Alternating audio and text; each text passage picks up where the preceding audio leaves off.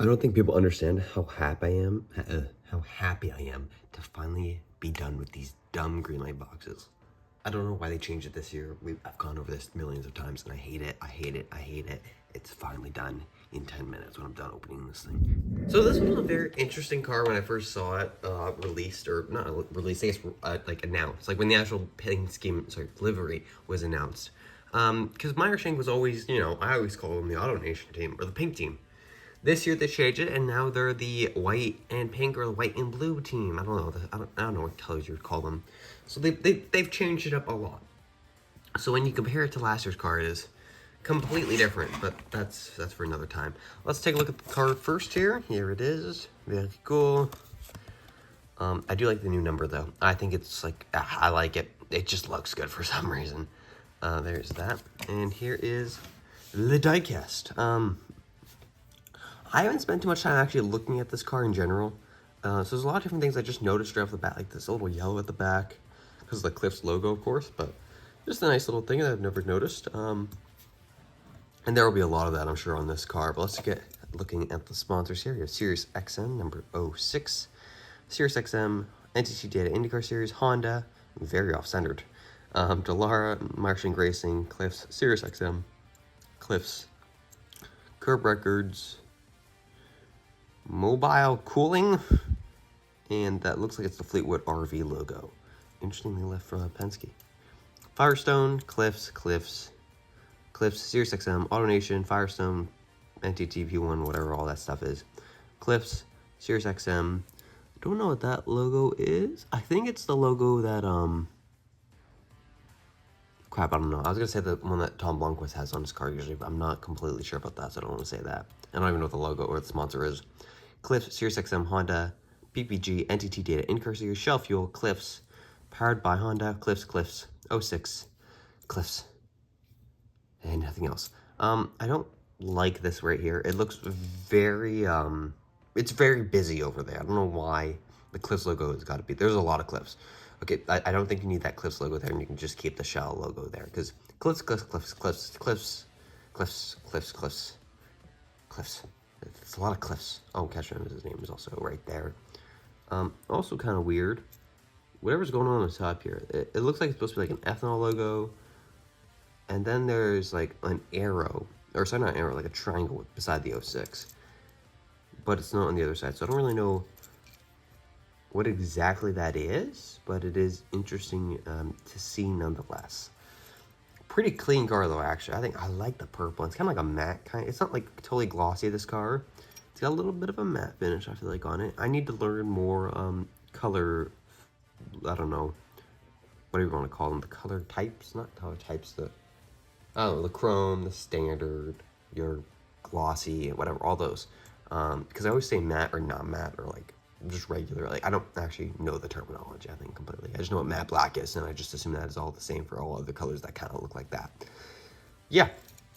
Definitely a nice car, though. I don't think they've announced what Castroneves' car is going to be like this year. I'm assuming it'd be something perhaps similar to this. This is a very wild change, and I think Meyer keeps their cars pretty similar. Like, even with Malukas having a new side sponsor for Sirius XM every week, he's still the same base layout on the car. Base livery layout, I guess I should say. And just like the side pod right here would change. So I'd expect that kind of same this year. Maybe a couple different changes, minute changes nonetheless.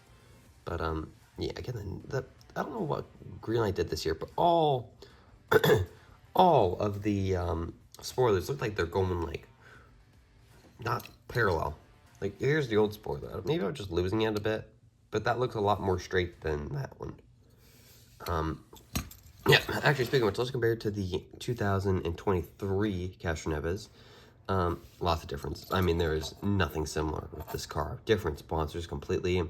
The Sirius XM logo on the end plates aren't, or on the just the front wing plate is not even the same. So a lot has changed. A lot of just the sponsor usement they've used. The Drive Pink logo is not on there anymore. I think AutoNation may have just left their team. I think it's just Sirius XM now. And that makes sense, because this is really the XM logos. I never understood why they would have pink for them, but they did. But yeah, there's a lot of differences. Nothing really at all similar. They have the app logo for Sirius XM instead of the Sirius S. Yeah, it's a wild difference, I'd say. Also, what's going on back here? Look how bulky this thing is. So, Greenlight definitely did something to the rear end of this car. It didn't work out well, obviously. Obviously, this won't be an issue next year because they're not even making the car next year. But yeah, very wonky looking at the rear end. Did number 1551. That's not bad. What was the last one I had? 1464. I had like a 65 or something for Castroneves, which is just a low number. I kind of like it. It's nothing crazy, but yeah, it's that. The wheels. That's something I want to point out, actually, because I haven't seen this yet, I don't think, on any of the 164s. I've seen the chrome rims, and here's an example right here, the Castroneves chrome rims. These are just gray. It's like what Lionel did with the Logano versus the Blaney. I have the Logano here. Actually, I have both of them in comparison too. We have like the silver rims, or just the gray rims, and then we have the silver chrome rims. That's exactly what has happened here. I don't know why they've done this. I don't know if it was somehow more accurate to the car. I think it actually kind of works with this car at the same. It kind of works with this car, but it also kind of annoys me at the same time. So I don't know how to feel about that. But again, it's a solid car. It's solid. It's something new. I think for that, a lot of people probably picked this up already, or are trying to pick this up. I mean, the season's already over. We only ran this for one race, but just because it's different to the AutoNation cars we've had for the last 3 years. So yeah, I think the difference makes it worth it kind of buying it. And especially with this, I think, well, now I think about it, all these cars are going to probably want to be bought because next year I'm going to try and buy every single IXO car if I can, because it's just a new mold. And I'd rather have as many cars as I can of that new mold. Because, you know, it's just, anyways, that's I'll do a video again. I want to do a video about this, and I haven't done it yet, but I probably should, about this IXO situation. But yeah, anyways, definitely think it should be a pickup for fans. We don't know how many more races Castroneves is going to do in the 500. I expect it's like 3, honestly. But it's getting close to crunch time for him, so we'll see it. But I think every single Castroneves car should be picked up from here on out, perhaps. Nothing much else to say though about this car.